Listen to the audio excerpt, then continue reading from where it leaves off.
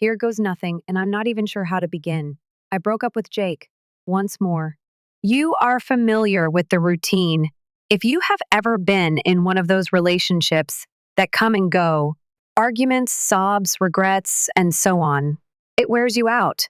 However, something felt different this time. I should probably know better now that we are 28 years old, having been together since we were 19. However, love for Jake has always been like attempting to hold on to water no matter how hard you try, it eludes you. Like most of them, it began with something foolish. Even though I can no longer recall the specifics, I can still recall the sensation. Jake was wearing that icy, aloof expression that he always gets just before he reveals the truth. Perhaps we ought to take a vacation, he remarked nonchalantly, as if it were his 55th time saying it. I simply stood there with my face burning and my chest constricted. I felt numb, which was the hardest part. I would have sobbed, pleaded with him to remain, and made a commitment to change a couple years ago. However, this time, I didn't even have the energy to be concerned. So I went out. After grabbing my keys and jacket, I simply left. Despite my lack of a strategy, my feet led me to the shore. I didn't care that it was frigid, the kind of bitter cold that rips through clothing. My eyes stung as the wind whipped through my hair. For a minute, while I watched the waves roar against the coast, all I could think was, this is what it feels like to be with Jake. Never quiet, always in motion, always chaotic. I started to walk after turning my back on the shore. I noticed the dessert shop at that point. It was one of those quaint small places with foggy windows and nice yellow lights. Something drew me in even though I was on the verge of leaving because I thought I would be too distraught to eat. I placed an order for a coffee and a piece of chocolate cake.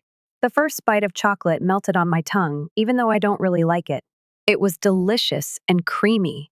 And all of a sudden, I remembered how long it had been since I had had a taste of anything. Not for Jake. Not to make a good impression. Only for me. I allowed the coffee's warmth to permeate into my chest while I sat there for more than an hour. Jake undoubtedly caused my phone to buzz a few times, but I chose to ignore it. I wanted to sit quietly and not feel like I had to answer anyone for once. The flat was in ruins when I arrived home. Jake had left empty beer bottles on the table, dirty laundry on the floor, and dishes in the sink. I used to be crazy about that. This time, though, it made me angry rather than depressed. In a silent fury, I scrubbed everything down as thoroughly as I could, attempting to remove any traces of him. When I was done, my hands were shaking, but the flat was immaculate. My phone started buzzing at that point. Jake, why haven't you apologized over the phone yet? I spent a lot of time looking at the message. I shouldn't have been astonished by his boldness, but for some reason I was. I opened my work group chat instead of replying. I had submitted a proposal earlier that week, and my employer had written a comment. Well done, Ella. The client wants precisely this. I grinned. My work was never important to Jake. He would spend days playing video games or hanging out with his buddies, totally unaffected by the thought of creating a future. He would say things like, "It's nice that you have a job, but you don't need to stress over it." My phone buzzed once more just as I was ready to put it down. Jake, Ella? After a moment of hesitation, I typed my response. I apologize. I've been busy. Perhaps we should end our relationship permanently. I clicked send with calm hands, half expecting him to bombard my phone with texts and calls, but instead I got radio silence. Perhaps he didn't think I would actually follow through this time. My friends were discussing Jake a few days later, and it seemed that he had been considering popping the question. One of them laughed and remarked, "He's probably waiting for you to apologize first. You always return, so he knows you will." I came to see how pitiful it was at that point. Jake wasn't intending to marry me because he loved me, rather. He was doing it because he believed he had already won and because he believed I would never leave him. I shrugged and remarked, "You win some, you lose some." As I lay in bed that night, I found myself thinking back on the years, the good and the bad. The many times I swallowed my pride to keep Jake happy, and for what? To allow him to regard me as a fallback option. After a week, neither Jake nor I received a call. I was beginning to believe that I could manage without him. My manager called me into her office at that point. She looked at me over her glasses and said, "We need someone to handle the client in Los Angeles. It's a 1.5-year commitment. Are you interested? A year and a half away from Jake? Away from home? Normally, I wouldn't have even thought about it, but this time I responded with ease. I said, "Sign me up, since I'm not dating." "Great, you leave next week," she said with a smile. My friends freaked out when I told them. "Are you serious? How about Jake? Are you certain that you are prepared for this?" I simply grinned. The old me would have gone into a tailspin, but the new me? I was already looking at apartments in Los Angeles. Jake hadn't called or texted since that final message. As I sat on the floor of my empty apartment, surrounded by half-packed boxes, the night before I left, I took one last look at my phone and saw that Jake's name and 100 previous messages were still there. Over the block button, I hovered. I pressed it after that. Jake was gone in an instant, and I felt light for the first time in years. It was a Thursday afternoon when I arrived in Los Angeles. The air here smelt different, perhaps cleaner, warmer, or perhaps it was simply the result of leaving everything behind. The sun was out, shining against the glass windows of LAX. The client had already scheduled meetings for the next 2 weeks, and my boss had secured a hotel close to the office. I fell onto the bed as soon as I entered my room, exhausted from the flight, but beneath the fatigue, there was a strange, quiet excitement that buzzed. For the first time in years, my life wasn't centered around Jake. It was mine, all mine. I was busy with presentations, product changes, and customer feedback, so the first few weeks went by quickly. I would return to the hotel late, eat whatever was available, and fall asleep before midnight since I had little time to worry about Jake, which was probably for the best. However, when the third weekend arrived, I found myself without anything to do. I therefore made the decision to investigate. I wandered through a farmer's market, tried on unnecessary sunglasses, and bought a ridiculous $8 matcha latte just because I could. All the while, my phone remained silent, no missed calls, no texts from Jake. I also stopped at a random taco truck when the smell of grilled meat made my stomach growl. It was a pleasant feeling. My mom called that evening and I immediately felt bad for answering. "Ella, are you really in Los Angeles?" she moaned, her voice already laced with disappointment. "Hello, Mom. Thank you for asking. I'm fine. You didn't even tell me you were leaving," she said, ignoring that. "Because you could have dissuaded me." "Are you really going to throw away 8 years with Jake over one fight?" was asked after a lengthy silence. "It wasn't just one fight, Mom. It was years of him putting himself first and expecting me to follow," I said, clenching my jaw. With a stern voice, she remarked, "You always make things harder than they need to be. Or perhaps I've finally come to terms with the fact that I can have more," she sneered. "You think you're going to find more in Los Angeles?" I said, "I don't know, but at least I'm not stuck anymore." "Well, if you're so focused on moving on, maybe you'd be interested in meeting someone new," my mother said with a disappointed sigh. "Please don't tell me Aunt Linda found another guy for me," I said, rolling my eyes. My mother brightened her tone as if it meant something when she stated, "He's a doctor. Good family. Good income. The man who borrowed $300 from me and disappeared the following day was a compulsive liar the last time Aunt Linda set me up." "This one is unique." "Hard pass." "Ella," I interrupted, "I'm busy. Work is starting to pick up. Gotta go. Don't end the call." I ended the call. I sat there for a minute, massaging my temples. My mother had always made me feel that I needed to be with someone, ideally someone successful, in order to be valued. I felt the same way about Jake, as if I had to earn his affection and should have been thankful that he even picked me. I had stopped playing the game. Anna texted me the following week while I was in a project meeting. She was more of Jake's buddy than mine, although we had been friends for years. Anna was the type of girl who knew everyone and everything. So if you wanted to know the newest rumors, you phoned her. "Hello, Anna. Are you busy?" "Me, what's going on at work?" "Anna, Jake is the subject." After a moment of staring at the message, I groaned and replied back, "How about him?" Before the message arrived, Anna's typing bubble appeared and vanished several times. "Anna, lately he has been spending a lot of time with Isabel." Isabel, obviously. Jake's best friend from childhood, the lady he referred to as like a sister. The one who always texted Jake and always showed up right after our most heated arguments, and the one who used to give me icy, knowing smiles whenever Jake's arm was around me at parties. Me. Well done. Anna. It's not only that, Ella. My hands were cold as I typed reply, but I didn't want to care. I truly didn't yet. I felt a strange weight in my chest. What are you saying? Anna, on her birthday, Jake gave her a ring. My heart smashed against my ribs as I froze. Anna, a ring made with diamonds. I mumbled, Of course, and gave a little scathing laugh. Isabel was apparently ring material, but Jake had never even mentioned rings to me. After 8 years of dating, I couldn't even get him to sit down and speak about the future without him acting like I was suffocating him. I balled my hands into fists and said, Unbelievable. Anna, he claims that they are just friends and is not confirming anything. I nearly wounded myself rolling my eyes. Inform him that I congratulated him. Anna, you're not unhappy, really? Not at all. Because I really wasn't, in actuality. Jake might have Isabel if he so desired. Perhaps they were worthy of one another. However, that did not absolve him of responsibility. I was packing up my laptop that night when my phone rang. It was a blacklisted number. It was obvious to me who it was. I answered. Hi? Ella, Jake said in a raspy, low voice. What do you want, Jake? I moaned. You blocked me? Remember that we broke up? After a moment of silence, he asked. Why?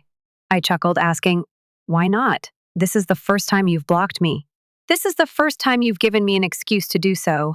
We were silent for a while until Jake remarked, This time, you didn't even try to fix it. I said, You're right, I didn't. Did you really move to law? Another pause. Yes. You always promised that you wouldn't go. I also promised that I would never allow you to break my heart again. He murmured in a hushed voice. Come home, Ella. I nearly handed him an out when that weak, old side of me spoke. But then I remembered Isabel's diamond ring, my mother's persistent voice, and how light I'd felt ever since I left. No, I replied. I'm fine here. With a loud sigh, Jake said, You no longer love me? Sincerely? I replied. I don't know, but I do know I love myself more. I ended the call. And I didn't feel bad for the first time since I met Jake. After 2 weeks, Jake arrived. The weather was shining. I was actually in a nice mood for once, and I was sitting outside a cafe near the office, sipping an expensive iced cappuccino and reviewing a project proposal on my laptop. When I looked up and saw him, Jake was standing at the edge of the pavement, his hands stuffed in his pockets, his hair a little disheveled, as if he had just rolled out of bed, and he was wearing the same black hoodie that I used to take when I was chilly. I briefly believed I was having hallucinations, but then he began to approach me. I shut down my computer. Jake? Hey, he remarked nonchalantly, as if we had just met at the supermarket and weren't 2,000 miles away. Why are you in this place? I was in the vicinity. In the area? You live on the other side of the country, I said, staring at him. Okay, fine. I flew in, he said with a weak smile. You flew across the country? I blinked. I missed you, Jake said with a shrug. Wow. It took you long enough, I said, leaning back in my chair and crossed my arms. Without asking, he took a seat across from me and looked at me intently with those dark brown eyes that I used to lose myself in. He remarked, You look good. I said, Yeah. It turns out that breaking up is really good for my skin. I said, I've been thinking a lot about us. And he laughed as if I had said something endearing. I said, That's new, and raised an eyebrow. I'm serious, Ella, he said, his smile fading slightly. That's the issue, Jake. You only show sincerity when you're going to lose me. His jaw muscle twitched. I'm not losing you. I cocked my head and asked, Did you tell Isabel that? His entire face tensed. That's not what you think, he said. Jake, you gave her a ring. It wasn't a real. You can do whatever you want with Isabel, but don't stand here and try to convince me that's not what it seems like. I interrupted, saying, Don't insult me. I really don't care. You're the one I want, Ella, Jake said, leaning forward with his palms flat on the table.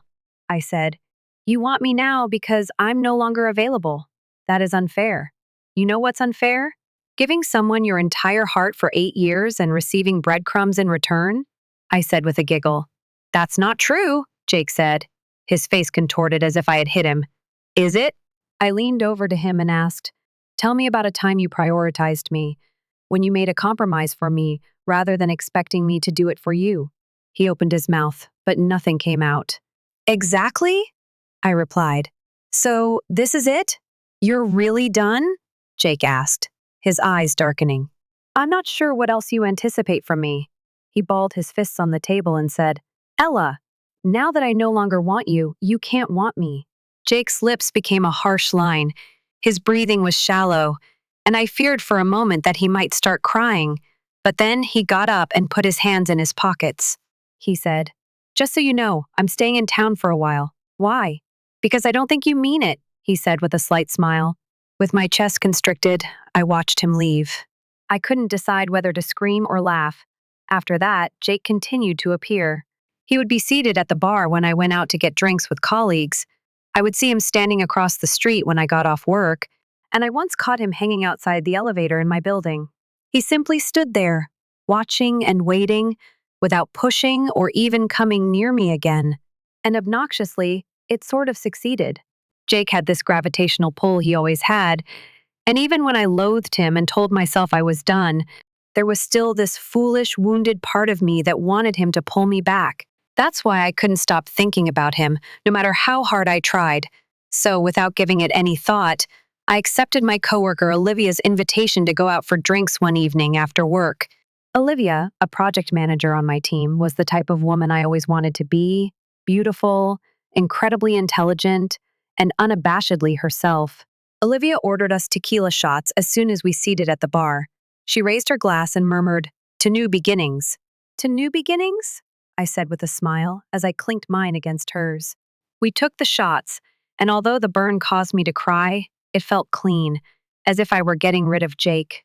All right, tell me what's the deal with the guy who keeps showing up outside the office, Olivia remarked, swirling her glass on the table. Jake, I moaned. Olivia remarked knowingly, Ah, the ex, the former partner. Are you still in love with him? With hesitation, I said, I'm not sure. Are you certain?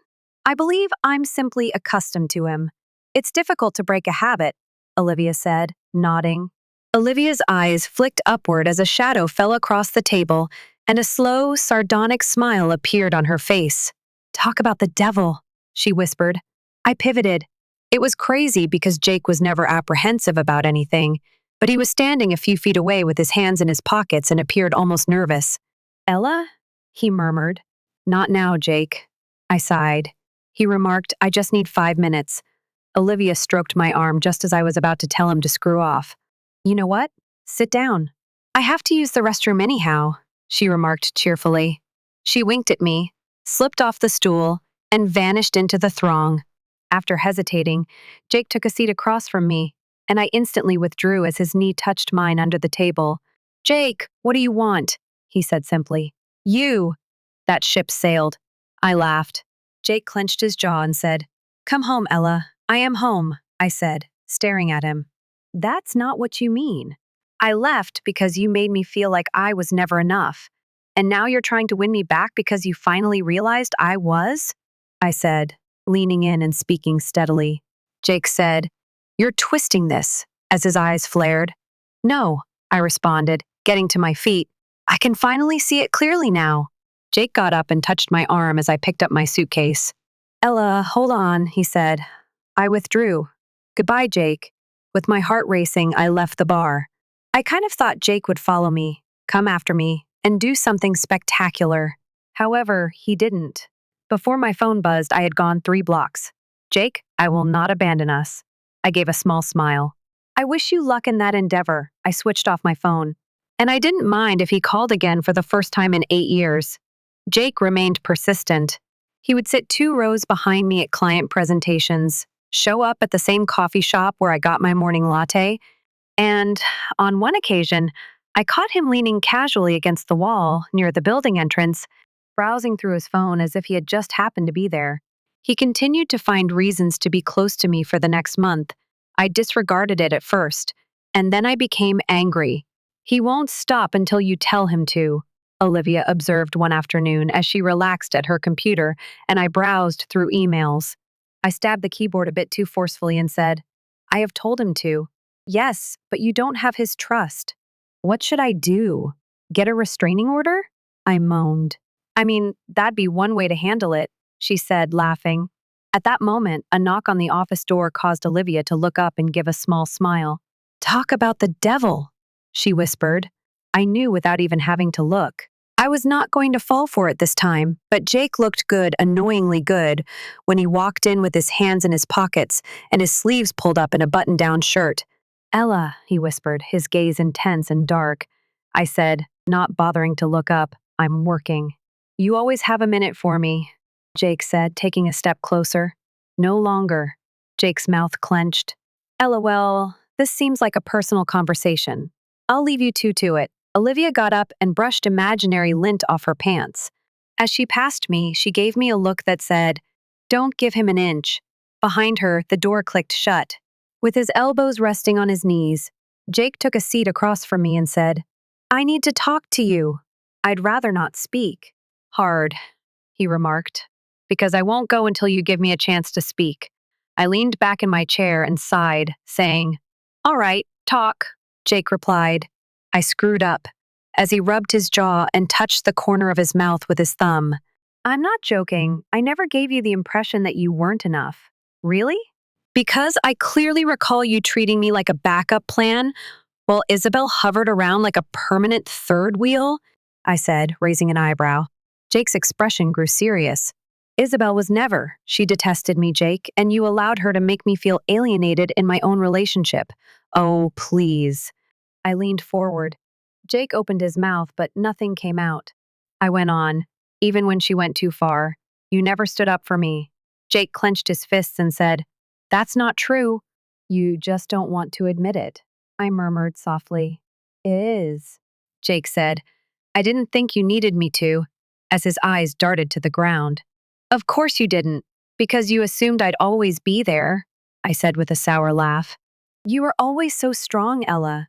I thought you didn't need me to fight your battles," Jake said, his eyes flaming as his head snapped up. "Well, you were mistaken," I remarked as I got to my feet. Jake got up as well, and I drew away when his hand touched my wrist. "The girl who sought you and repeatedly forgave you because I believed that loving you meant settling for less than I deserved is no longer me," I declared. Jake softened his gaze. "Ella," I said, "you can't fix this, and to be honest, I don't want you to." Jake's mouth tensed, and he raised his hand as if to touch my face, but I moved away before he could. His voice was hushed as he questioned, "You no longer love me?" I gave the boy I had loved for so long, the boy who had never truly known how to love me back, my full attention. I said, "I think the day I realized I could live without you, I stopped loving you." Jake's face went white. He appeared disoriented, as if he had been struck by a car. He started to say something, but I shook my head and told him to stop. Jake stood with his hands shaking at his sides and his chest rising and falling. I said, "Goodbye, Jake." After that, I left. After that, Jake didn't bother me. No more unexpected visits, no more messages. He vanished from my life as abruptly as he had re-entered it.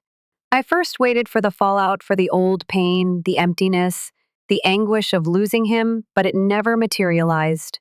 Rather, I felt at ease. Our staff began expanding. Work became busier. Olivia and I introduced a new product line that took off almost immediately. I finally moved into a nicer apartment near the office. I bought furniture that I truly loved rather than settling for Jake's taste. And I even began to sleep better. I thought I was at last becoming comfortable in my own life. Naturally, Jake then managed to make another appearance. It took place during a client meeting. Olivia and I sat across the table from the CEO of the company we were meeting with, a mid-sized energy company that had recently received a sizable investment from a private investor, to discuss the specifics of the contract with a potential supplier. The door then opened. Jake entered. He looked like a polished businessman, wearing a fitted suit, and his eyes met mine right away. I felt sick to my stomach. Jake slid into the seat across from me and said, "Sorry, I'm late. Shall we get started?" Olivia screamed under her breath, "Are you kidding me?" as her head swung toward me so quickly that I feared she could suffer whiplash. Jake gave a small smile. I said calmly, "I didn't know you were involved in this deal." Jake's eyes shone as he answered, "Just some strategic investments. Business is business, right?" I tightened my jaw. Jake kept asking questions, but they weren't the kind that someone would ask if they were genuinely interested in the product. Instead, they were meant to force me to respond and keep me talking. So the meeting went on forever. Olivia gave me several warning glances, and by the time it was over, my head was thumping. As we packed up, Jake stayed close to the door. "Ella," he said. I came to a halt, gripping my laptop tightly. He remarked, "You did well in there. You're impressive." "Thanks," I replied bluntly. "We should talk," Jake said, his eyes darkening and his smile fading. "No," I said, shaking my head. "Ella, Jake, I'm done talking to you." "You really don't care anymore?" Jake asked, his mouth clenched as he took a step closer. "I don't really." Jake curled his hand at his side and said, "I don't think so." I reiterated, "I don't care." "And you know why?" Jake's mouth moved. "Because I am not here to persuade you." I left. This time, Jake didn't follow me. Olivia and I went out for drinks that evening. Olivia swirled her cocktail and remarked, "You handled that well. Thank you." "He's not going to stop, she said with a slight smile. "I understand," I replied. "Are you concerned?" "No more," I said with a smile. Olivia smiled and raised her glass, saying, "To freedom." "To liberty," I repeated. We exchanged eyeglasses. And I knew I was going to be all right for the first time since Jake and I met. Jake then failed to appear.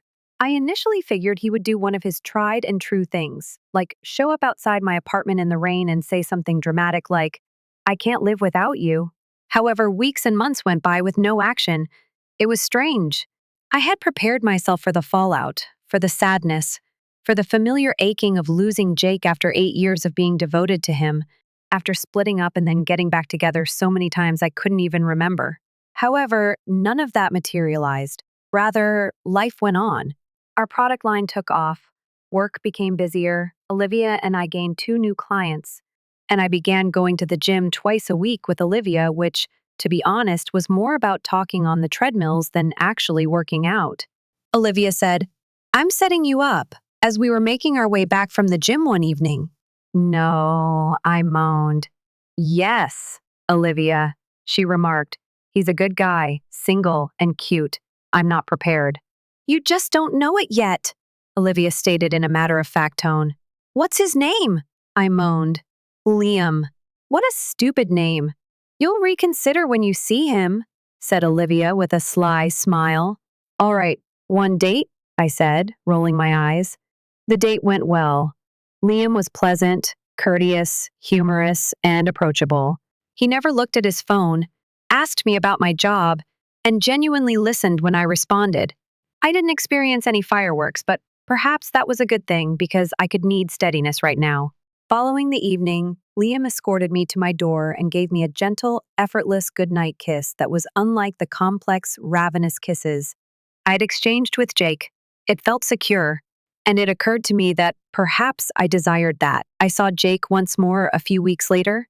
Olivia and I were standing by the bar at a networking event, one of those cocktail parties where everyone acts as though they aren't evaluating one other's professional choices, when I noticed him on the other side of the room. He was speaking to an older man in a suit, holding a drink of whiskey, and while he appeared confident and polished as usual, there was also a change in him. His gaze, they appeared to be exhausted. When Jake's eyes strayed across the room and found me, he hesitated, then his face softened and he began to approach me. As she sipped her drink, Olivia mumbled, "Oh boy." I inhaled deeply and regained my composure. When Jake got to me, he said, "Ella." "Jake," I answered. "You look." He trailed off, softly scanning me with his eyes. "Good. I understand." He twisted his mouth slightly and said, "Still sharp." I remarked, "I've always been sharp." "Can we talk?" Jake asked, his smile fading. Olivia's eyes widened a little, but she remained silent as I paused. I finally groaned and said, "Okay." Jake pointed to the terrace, and I followed him outside, feeling the cool night air on my skin as the party noise subsided behind us. After a minute, Jake said, "You've changed," leaning against the railing with his hands in his pockets. "I know," I said with a slight smile. "You appear to be happy." "Yes, I am." "I thought I'd be okay without you," Jake said, his eyes darkening as he scratched the back of his neck.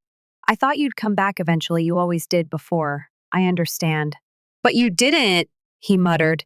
No, I concurred. I didn't, Jake said. I messed up as his eyes darted to the floor. You did, he said. I didn't know how to love you the right way, Jake. I sighed. He hurriedly responded, I'm not asking for another chance. His dark, piercing eyes met me, and he whispered, I need you to know that I get it now, why you left. My chest constricted. His voice was low as he went on, and I need you to know that I loved you, even when I was too much of a coward to show it. I took a deep breath. Jake, I murmured. It's okay, he continued, with a small grin and sad eyes. You don't have to say anything. I'm not here to win you back, are you sure? I inquired. I don't think I could, even if I tried, Jake said, his smile slightly widening. Jake looked into my eyes as I moved closer till we were just a few inches apart. I whispered, I'm happy now, and I need you to be okay with that. Jake gave a slow nod. He stated, I am, or I'm attempting to be. My heart ached because Jake had profoundly wounded me, but as I stood here, I understood that I was no longer angry, bitter, or even depressed. I had freedom. Jake's gaze followed me as I took a step back, but this time he made no attempt to stop me. Goodbye, Jake, I muttered. Goodbye, Ella. I turned around and left. For the first time, I realized it was truly over when Jake didn't pursue me or call after me. My phone buzzed while I was in a cafe a year later. Liam, tonight's dinner? I grinned. Me, in agreement. My gaze strayed to the window as I put my phone back in my handbag, and I saw Jake across the street. He was standing close to the crosswalk, wearing jeans and a hoodie, and he was speaking to a tall, dark-haired female who was giving him a hesitant smile. Jake grinned back at her, his eyes softening. For the tiniest moment, our gazes locked over the glass. After staring at me for a time, Jake gave me a slight nod, smiled a little, and turned away. And he was gone in an instant. I grinned to myself, because Jake was out of my story for the first time in a long time, and that was all very well with me.